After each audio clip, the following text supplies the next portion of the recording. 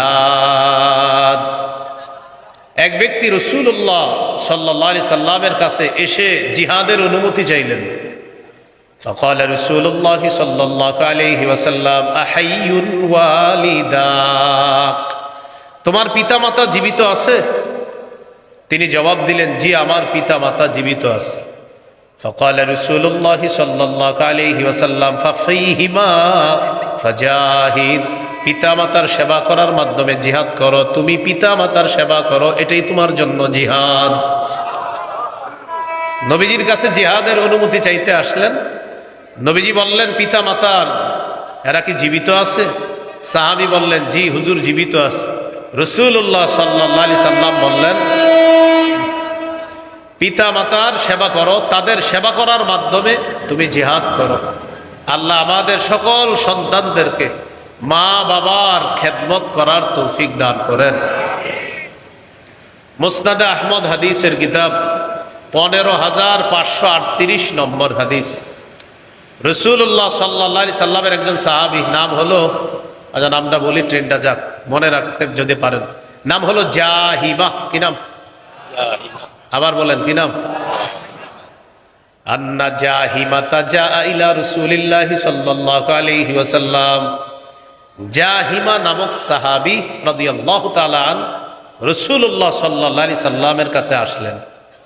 আসার পর বললেন, আরাদতু আন আগজুয়া ওয়া ক্বাদ জিতু আস্তাশিরুকা ইয়া রাসূলুল্লাহ। নবীজির কাছে এসে বললেন, ইয়া রাসূলুল্লাহ, আমি জিহাদের নিয়ত করেছি, আপনার কাছে আসছি পরামর্শ করার জন্য। হুজুর, আমি জিহাদ করব, পরামর্শ করতে আসছি। فقال رسول الله صلى الله عليه وسلم فهل لك من উম্মিন, নবীজি বললেন, তোমার মা আছে? সাহাবী বললেন, নাম, জি হুজুর, মা আছে। فقال رسول الله صلى الله عليه وسلم فالزمها فإن الجنة تحت رجليها, তোমার মা আছে? হ্যাঁ। মায়ের সেবা আবশ্যক করে নাও, মায়ের পায়ের নিচে জান্নাত। ফাইনাল জান্নাতা তাহতা রিজলাইহা, মায়ের পায়ের নিচে জান্নাত, সেখানে যাও। অন্য বর্ণনা আসছে ফাসাম্মাল জান্নাহ, সেখানেই তোমার জান্নাত, মায়ের সেবা করো। তো আল্লাহ তাআলা 2 নাম্বার উপদেশটা দিলেন, পিতা মাতার সেবা করো, তাদের আনুগত্য করবা। আল্লাহ সব সন্তানগুলাকে পিতা মাতার আনুগত্য করার তৌফিক দান করেন। সন্তান হিসাবে আমার আপনার সর্বপ্রথম এই পৃথিবীতে দায়িত্ব এই শুকরিয়া আদায় করা। আল্লাহ আপনার শুকরিয়া আদায় করি, মা বাবারও শুকরিয়া আদায় করি, এটা প্রতিনিয়ত কৃতজ্ঞতা প্রকাশ করবেন। আল্লাহ আপনার শুকরিয়া আদায় করি যে আপনি আমার মা বাবার মাধ্যমে আমাকে দুনিয়াতে আনছেন, আর আমি মা বাবার প্রতিও কৃতজ্ঞতা প্রকাশ করছি যারা আমাকে ছোটবেলা থেকে বড় করছে। এই ব্যাপারে সূরা লোকমানের 14 নম্বর আয়াতে আল্লাহ হুকুম করছেন, وَوَصَّيْنَا الْإِنسَانَ بِوَالِدَيْهِ حَمَلَتْهُ أُمُّهُ وَهْنًا عَلَى وَهْنٍ وَفِصَالُهُ فِي عَامَيْنِ أَنِ اشْكُرْ لِي وَلِوَالِدَيْكَ। আল্লাহ তাআলা বলেন, মানুষকে আমি হুকুম করলাম পিতা মাতার আনুগত্য করার জন্য। হামালাতহু উম্মুহু ওয়াহনান আলা ওয়াহনিন, মা তার সন্তানকে কষ্টের পর কষ্ট সহ্য করে পেটে ধারণ করেছে। ওয়াফিসালুহু ফি আমাইন, এরপর সন্তান দুনিয়াতে আসার পর 2 বছর দুধ পান করানোর পর 2 বছর পর তার দুধ ছাড়িয়েছে। ওয়াফিসালুহু, তার দুধ ছাড়ানো হয়েছে, ফি আমাইন, 2 বছরে। সাহাবী প্রশ্ন করলেন, ওমা হুন্না ইয়া আমিরুল মুমিনিন। আলী রাদিয়াল্লাহু তাআলা আনহুকে প্রশ্ন করলেন তার ছাত্র, ও আমিরুল মুমিনিন, এই 4টা বিষয় কি আপনার কাছে জানতে চাই। আলী রাদিয়াল্লাহু তাআলা আনহু জবাব দিলেন, আল্লাহ নবী বলেন, লাআনাল্লাহ মান লাআনা ওয়ালিদা, ওই ব্যক্তিরে আল্লাহ অভিশাপ দেয় যে ব্যক্তি তার মা বাবাকে অভিশাপ দেয়। 4 কথার প্রথম কথা, লাআনাল্লাহ মান লাআনা ওয়ালিদা, আল্লাহ তাআলা ওই ব্যক্তিকে অভিশাপ দেয় যে ব্যক্তি তার পিতা মাতাকে অভিশাপ দেয়। তাহলে মা বাবা এটা সন্তান হিসাবে, এটা সন্তানের দায়িত্ব, কর্তব্য। আল্লাহর শুকরিয়া আদায় করা, মা বাবারও কৃতজ্ঞতা আল্লাহ রাখবেন। সূরা বানী ইসরাঈল 23 নম্বর আয়াতে আল্লাহ আউযু বিল্লাহি মিনাশ শাইতানির রাজীম وقضى ألا تعبدوا إلا إياه وبالوالدين إحسانا তোমার রব ফয়সালা করেছেন, সিদ্ধান্ত নিয়ে দিলেন আল্লাহ ছাড়া কোনো ইবাদত করবা না। وبالوالدين إحسانا এই সিদ্ধান্ত নিয়ে দিলেন মা বাবার সেবা করবা, তাদের নাম করবা না। إما يبلغن عندك الكبر أحدهما أو كلاهما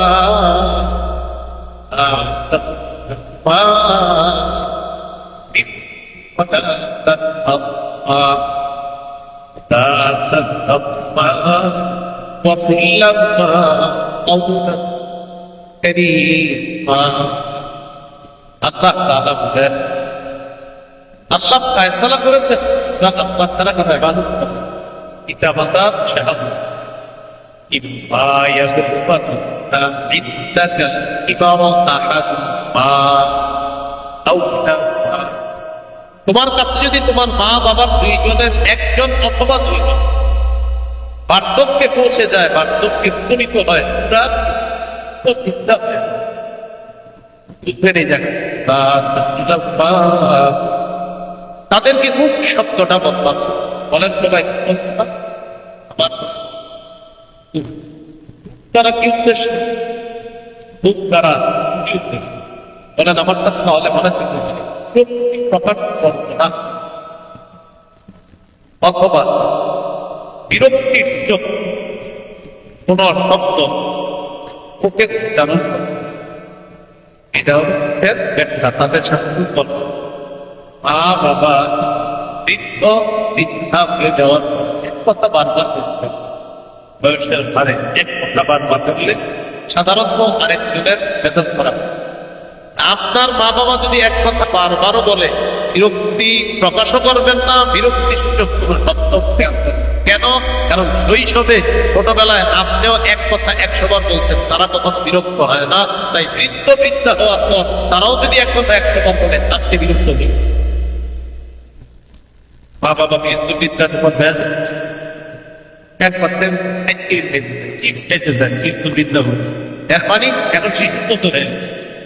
এখন এক কথা যদি বারবার বিরক্তি প্রকাশ করবেন না, বিরক্তি সুযোগ কোন শব্দ থেকে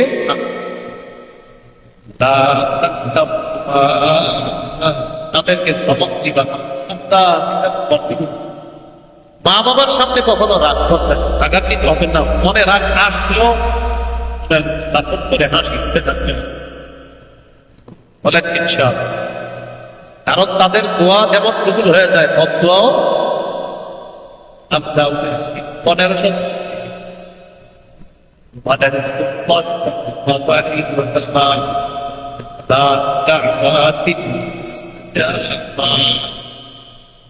বলেন যায় একদম এক নম্বর পিতামাতা, দুই নম্বর মুসাফিরের উপর, তিন নম্বর তিনটি দোয়া কবুল হয়ে যায়। হাদিসে আসছে লা শাক্কা ফি হিদায়াতিস মুতাদ্দিব দাওয়াতুল ওয়ালিদ, পিতামাতার দোয়া কবুল হয়ে যায়। ওয়া দাওয়াতুল মুসাফির, মুসাফিরের দোয়া কবুল হয়। এই তিন ধরনের দোয়া আল্লাহ আমাদের সকলকে মা বাবার সামনে বিরক্তি প্রকাশ করা, বিরক্তি সুযোগ বলা, রাগান্বিত চেহারা, এই জাতীয় ভয়ঙ্কর অবস্থা থেকে আল্লাহ আমাদের দিবেন। অনেক সময় অনেক সন্তান মা বাবার অভিশাপ দিয়ে, মা বাবার আপনি যে দিলেন কি হবে জানেন? এই সন্তান তার মা বাবাকে অভিশাপ দিলেন, আল্লাহ তাকে মুসলিমের হাদিস 1978 নম্বর হাদিস আমাদের মাদ্রাসার পাঠ্যপুস্তক অনুসারে, আর আপনাদের পকেটের উস্তাদ অনুসারে 5018 নম্বর হাদিস। এই হাদিসের মধ্যে আছে আলী রাদিয়াল্লাহু তাআলা আনহুর বর্ণনা, হযরত আলী রাদিয়াল্লাহু তাআলা আনহুকে একজন বললেন, মা কানা নবী সাল্লাল্লাহু আলাইহি ওয়াসাল্লাম ইউসিররু ইলাইকা। আমিরুল মুমিনিন মানুষ বলে, আল্লাহ নবী নাকি আপনার কাছে গোপনে কি জানি বলে গেছে, এই গোপন বিষয়গুলো আপনার কাছে জানতে চাই। এই যুগে বেদাতীরা বলে হযরত আলীকে গোপনে কি জানি নবীজি বলে গেছে। আলী রাদিয়াল্লাহু তাআলা আনহু জবাব দিলেন, এই কথা তোমারে কে বলছে? বলতেছেন যে হযরত আলী ধমক দিয়ে বললেন, না নবীজি আমাকে গোপনে কি বলবেন। হযরত আলী জবাব দিলেন, মা কানা নবী সাল্লাল্লাহু আলাইহি ওয়াসাল্লাম ইউসিররু ইলাইয়া ইয়াকতুমুহুন নাস। মানুষের কাছে আড়াল করে নবী আমাকে এমন কিছু গোপনে বলে নাই, তবে এতটুকু আমার মনে হয় যে নবী আমারে 4টা কথা বলছিলেন, সেটাও আর গোপন নাই, এই যে আমি এখন তোমাদেরকে বলে দিচ্ছি। হযরত আলী রাদিয়াল্লাহু তাআলা আনহু বললেন, নবী আমাকে মানুষের থেকে আড়াল করে কিছু বলে নাই। গায়রা আন্নাহু হাদ্দাসানি ফি, নবীজি আমাকে বলেছেন কালিমাতিন আরবাইন, 4টা কথা বলেছেন আমাকে, যে কথাটা আমার মনে হচ্ছে আমাকে আড়ালে বলেছিলেন, তবে এখন তো আর আড়াল নাই, এখন এই যে তোমাদেরকে বলে দিচ্ছি। তাহলে বলেন তো, একান্তে হযরত আলীকে নবী কয়টা কথা বলছিলেন? সেই 4টা কি আর গোপন আছে না বলে দিছে? সাহাবী প্রশ্ন করলেন, ওমা হুন্না ইয়া আমিরুল মুমিনিন। আলী রাদিয়াল্লাহু তাআলা আনহুকে প্রশ্ন করলেন তার ছাত্র, ও আমিরুল মুমিনিন, এই 4টা বিষয় কি আপনার কাছে জানতে চাই। আলী রাদিয়াল্লাহু তাআলা আনহু জবাব দিলেন, আল্লাহ নবী বলেন, লাআনাল্লাহ মান লাআনা ওয়ালিদা। ওই ব্যক্তিরে আল্লাহ অভিশাপ দেয় যে ব্যক্তি তার মা বাবাকে অভিশাপ দেয়। 4 কথার প্রথম কথা, লাআনাল্লাহ মান লাআনা ওয়ালিদা। আল্লাহ তাআলা ওই ব্যক্তিকে অভিশাপ দেয় যে ব্যক্তি তার পিতা মাতাকে অভিশাপ দেয়। ওয়া লাআনাল্লাহ মান যাবাহা লিগাইরিল্লাহ। আল্লাহ ওই ব্যক্তিকে অভিশাপ দেয়। 2 নাম্বার, 4 কথার দ্বিতীয় কথা, আল্লাহ তাআলা ওই ব্যক্তিকে অভিশাপ দেয় যে ব্যক্তি গায়রুল্লাহর নামে জবাই করে, আল্লাহ ছাড়া অন্য কারো নামে যে জবাই করে তাকে আল্লাহ অভিশাপ দেয়। কয়টা হলো কথা? 2টা। 3 নাম্বার, ওয়া লাআনাল্লাহ মান আওয়া মুহদিসা। যে ব্যক্তি কোনো বেদাতিকে আশ্রয় দেয় তাকে আল্লাহ অভিশাপ দেয়। আপনি একজন বেদাতিকে এই এলাকার 1 কাঠা জায়গা দিয়ে দিলেন, যে বেদাতি তুমি এই 1 কাঠা জায়গার মধ্যে একটা আস্তানা বানাও, আমরা 2 জনে মিলে বেদাত সাপ্লাই দিব, এরকম আপনি আশ্রয় দিলেন। এই বেদাতিকে যে আশ্রয় দেয় তাকে আল্লাহ অভিশাপ দেয়। কয়টা হলো? 3টা। 4 নাম্বার, ওয়া লাআনাল্লাহ মান গায়্যারা মানারাল আরদ। ওই ব্যক্তিকে আল্লাহ অভিশাপ দেয় যে ব্যক্তি জমিনের নিশানা পরিবর্তন করে ফেলে। খুঁটিটা ছিল আগে এই জায়গায়, হঠাৎ খুঁটি এখানে চলে গেছে। আরে ঘটনা কি? জিজ্ঞাসা করছে, ঘটনা কি? আপনি খুঁটি পাল্টাইলেন কেন? পাওয়ারে আছে। কিসে আছে? পাওয়ারে। আবার কিছুদিন পর দেবেন খুঁটি এখানে এসে পড়ছে, ঘটনা কি? পাওয়ার শেষ। এই যে বিষয়গুলা তো সঠিক না। ওয়া লাআনাল্লাহু মান গায়্যারা মানারাল আরদ। যে ব্যক্তি জমিনের নিশানা পরিবর্তন করে, সীমানা পরিবর্তন করে, আল্লাহ তাকে অভিশাপ দেয়। কয় কথা? 4। এই 4 কথা কি আর গোপন আছে না জানিয়ে দিছে? এই 4টার মধ্যে একটা হলো, মা বাবাকে যদি কেউ অভিশাপ দেয় আল্লাহ তাকে অভিশাপ দেয়। এটা হলো আমার মূল আলোচ্য বিষয়, যে মা বাবাকে কখনো অভিশাপ দিবেন না, তাদের সামনে রাগ করবেন না। আল্লাহ কথাগুলা মনে রাখার তৌফিক দান করেন। তাহলে বাবা মা বার্ধক্যে উপনীত হলে 1 নাম্বার, উফ শব্দটা বলবো না। 2 নাম্বার, ওয়ালা তানহার হুমা, তাদেরকে ধমক দিবা না। আমরা কখনো ধমক দিব না, রাগত স্বরে কথা বলবো না, রাগান্বিত চেহারা তাদের সামনে রাখবো না। এরপরে আল্লাহ বলেন, ওয়াকুল লাহুমা কাওলান কারীমা। তাদের সাথে নরম কথা বলবা, ভদ্রভাবে কথা বলবা, তাদের সাথে সম্মানসূচক কথা বলবা। এক কথা বারবার বললে কি বলবেন জানেন? যে আব্বা ঠিক আছে, আম্মা ঠিক আছে। আসলে কিন্তু ঠিক নাই অনেকগুলো, কিন্তু এরপরে আপনি বলবেন জি আব্বা জি ঠিক আছে, ঠিক আছে, মানে আপনি মেনে নিবেন জি। আসলে তো আপনি জানেন যে কোনটা এখানে সঠিক, কোনটা সঠিক না, কারণ এটা তো আপনি আবার আলেমদের সাথে পরামর্শ করবেন যে হুজুর আব্বা আম্মা তো এটা বলতেছে, কি করা যায়? তখন আলেমরা আপনাকে বলে দিবে যে এতটুকু অংশ জায়েজ আছে, এতটুকু জায়েজ নাই। তো আপনার আব্বা যদি বারবার একটা কথা বলে, তো আপনি দেখতেছেন যে এই সবগুলা কথা আসলে মানা জরুরিও না, তো মুখের সামনে কি বলবেন? জি জি আব্বা জি আম্মা জি, হাসি মুখে বলবেন, বিরক্তি সূচক শব্দ আনবেন না, বিরক্তি প্রকাশ করবেন না, ধমকও দিবেন না। ওয়াকুল্লাহুমা কাউলান কারীমা, ভদ্রভাবে কথা বলবা, সম্মান সূচক কথা বলবা। এটা আল্লাহ বলে দিলেন। মনে থাকবেন ইনশাআল্লাহ। ওয়াকুর রব্বিরহামহুমা কামা রাব্বায়ানি সগীরা। আর তুমি দোয়া করবা, হে আমার রব, আমার পিতা মাতা যেইভাবে শৈশবে আমার লালন পালন করেছে, আমার পিতা মাতাকে এইভাবে আপনি দয়া করেন, মায়া করেন, তাদের প্রতি আপনি রহম করেন, যেইভাবে আমার মা বাবা আমাকে শৈশবে লালন পালন করেছে। পিতা মাতার জন্য দোয়া করা। আবু দাউদের হাদিস 2880 নম্বর হাদিস, 2880। قال رسول الله صلى الله عليه وسلم إذا مات الإنسان انقطع عنه عمله إلا من ثلاثة। নবীজি বলেন, মানুষ যখন মারা যায় তার আমলের সুযোগ শেষ হয়ে যায়, বন্ধ হয়ে যায়। ইল্লা মিন সালাসা, তিনটি আমলের সওয়াব বাকি থাকে। ইল্লা মিন সাদাকাতিন জারিয়া, এক নাম্বার সদকায়ে জারিয়া, এটার সব কবরে যাওয়ার পরেও সে পেতে থাকবে। দুই নাম্বার আও ইলমিন ইউনতাফাউ বিহি, এমন এলেম যে এলেমের মাধ্যমে উপকৃত হওয়া যায়। আপনার বিদ্যায় আরেকজন উপকৃত হয়, এই যতজন উপকৃত হচ্ছে তাদের এলেমের সওয়াব আপনার কবরে আল্লাহ দিয়ে দিবে। শাইখুল হাদিস আল্লামা আজিজুল হক রহমতুল্লাহ আলাইহি, হযরতের শুধু হাজার হাজার ছাত্র আছে শাইখুল হাদিস, ওনার হাজার হাজার ছাত্র যারা শুধু শাইখুল হাদিস, আর মুহাদ্দিস মুফতি তো আছে, মানে শুধু শাইখুল হাদিস আছে হাজার হাজার ছাত্র, আর মুহাদ্দিস আছে, মুফতি আছে, আরো অন্যান্য কিতাব বিভাগেও আছে হুজুরের। তাহলে এই শাইখুল হাদিস আল্লামা আজিজুল হক রহমতুল্লাহ আলাইহি এমন কাজ দুনিয়াতে করে গিয়েছেন। আও ইলমিন ইউনতাফাউ বিহি, এমন এলেম যে এলেমের মাধ্যমে উপকৃত হওয়া যায়।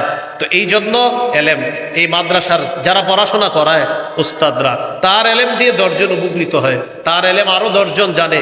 এই জন্য একজন আলেম কবরে যাওয়ার পর তার এই সিলসিলা যতদিন চালু থাকবে, কবরে সওয়াব পৌঁছতে থাকবে। 3 নাম্বার আওয়ালাদিন সলিহিন ইয়াদউ লাহ, এমন একজন নেককার সন্তান দুনিয়াতে রেখে গেছে, যে সন্তান পিতামাতার জন্য দোয়া করে, রব্বিরহামহুমা কামা রাব্বায়ানি সগীরা। দোয়া করব তো ইনশাআল্লাহ। যাদের মা বাবা মারা গেছে তাদের জন্য দোয়া করবেন। মুসনাদে আহমদের হাদিস 10618 নম্বর হাদিস। قال رسول الله صلى الله عليه وسلم إن الله لا يرفع الدرجة للعبد الصالح في الجنة فيقول يا رب أنى لي هذا। سبحان الله। আল্লাহ তাআলা নেককার ব্যক্তির মর্যাদা জান্নাতের মধ্যে বাড়াবেন। আল্লাহ তাআলা নেককার ব্যক্তির মর্যাদা জান্নাতের মধ্যে বাড়িয়ে দিবেন। নিশ্চয়ই আল্লাহ লা ইয়ারফাউদ দারাজাতা, মর্যাদা বাড়াবেন, লিল আবদিস সলিহি, নেককার বান্দার, ফিল জান্নাহ, জান্নাতে। মানে জান্নাত তো একটা মর্যাদা, আরো মর্যাদা আল্লাহ তার বাড়াবে। ফায়াকুলু, ওই ব্যক্তি বলবে, ইয়া রাব্বি আন্না লি হাদা, আল্লাহ আমার এই মর্যাদা বাড়লো কেন? নেককার ব্যক্তি আল্লাহকে বলবে, আল্লাহ আমার মর্যাদা বাড়লো কেন? আল্লাহ তাআলা জবাব দিবেন, বিইস্তিগফারি ওয়ালাদিকা সালিহ, তোমার নেককার সন্তান তোমার জন্য দোয়া করছে, তাই মর্যাদা বাড়ায় দিচ্ছে। মন দিয়ে শুনছেন নি? আরে আমার আব্বাকে জান্নাত দেন, আল্লাহ আমার আম্মাকে জান্নাত দেন, আল্লাহ আব্বার মর্যাদা বাড়ায় দেন, আল্লাহ আম্মার মর্যাদা বাড়ায় দেন, আল্লাহ আব্বার কোনো গুনাহ থাকলে মাফ করে দেন, আম্মার কোনো গুনাহ থাকলে মাফ করে দেন, এরকম খালি বারবার বলেন। তো আল্লাহর রাসূল সাল্লাল্লাহু আলাইহি সাল্লাম বলেন, আল্লাহ তাআলা নেককার বান্দার মর্যাদা জান্নাতে বাড়ায়া দেয়। বাড়ায়া দেওয়ার পর নেককার বান্দা বলে, আল্লাহ আমার মর্যাদা কেন বাড়লো? আল্লাহ তখন বলে, বিইস্তিগফারি ওয়ালাদিকা, তোমার নেককার সন্তান তোমার জন্য ইস্তেগফার পাঠ করছে, তাই আমি আল্লাহ তোমার মর্যাদা বাড়াই দিচ্ছি। তাহলে দোয়া করবো তো ইনশাআল্লাহ। আল্লাহ তৌফিক দান করেন। বলেন সূরা আনামে কয় উপদেশ দিবে আল্লাহ? হ্যাঁ, কয় উপদেশ দিবে? 10 উপদেশ। তো যাই হোক, পরের অংশটা শুনিনি, সূরা বনী ইসরাঈলের।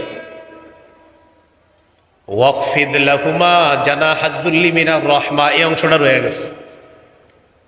ওয়াকফিদ লাহুমা জানাহাদ-দুল্লি মিনার রাহমা, তুমি তোমার পিতা মাতার সামনে তাদের জন্য রহমতের ডানা বিছিয়ে দিবা, দয়ার ডানা বিছিয়ে দিবা, নম্র ব্যবহারের মাধ্যমে তাদের সামনে বিনয়ী হবা। তাহলে মোট কয়েকটা হুকুম। তোমার মা বাবা যদি তোমার কাছে বার্ধক্যে উপনীত হয়, তাদেরকে উফ বলবা না। আমি উফের ব্যাখ্যা দিয়েছিলাম, বিরক্তি সূচক শব্দ বলবো না, বিরক্তি প্রকাশ করব না। 2 নাম্বার, ওয়ালা তানহার হুমা, তাদেরকে ধমক দিবা না। ওই যে এক কথা বারবার বলবে, আপনি ধমক দিবেন না, রাগত স্বরে কথা বলবেন না। ওয়াকুল্লাহুমা কাউলান কারীমা, তাদের সাথে ভদ্রভাবে কথা বলবা। 4 নাম্বার, ওয়াকফিদ লাহুমা জানাহাদ-দুল্লি মিনার রাহমা, তাদের সামনে দয়ার ডানা বিছিয়ে দিবা, নম্র আচরণের মাধ্যমে তাদের সামনে বিনয়ী হবা। 5 নাম্বার, ওয়াকুর রব্বির হামহুমা কামা রব্বায়ানি সগীরা, দোয়া করবা মা বাবার জন্য, আল্লাহ যেন তাদের প্রতি দয়া করে। আল্লাহ আমাদেরকে এমন সুসন্তান হওয়ার তৌফিক দান করেন। তাহলে 10 উপদেশের মধ্যে 2টা গেল। 1 নাম্বার, শিরিক করা যাবে না। 2 নাম্বার, মা বাবার নাফরমানি করা যাবে না, তাদের আনুগত্য করতে হবে। ওয়াবিল ওয়ালিদাইনি ইহসানা, 2 নাম্বার, পিতা মাতার আনুগত্য করবা। এটা হলো 2 নাম্বার উপদেশ। পিতা মাতার নাফরমানি করা হারাম, আল্লাহ হারাম করেছেন। ওয়াবিল ওয়ালিদাইনি ইহসানা, 10 উপদেশের মধ্যে 2 নম্বর উপদেশ হলো পিতা মাতার সেবা করবা, পিতা মাতার নাফরমানি করবা না।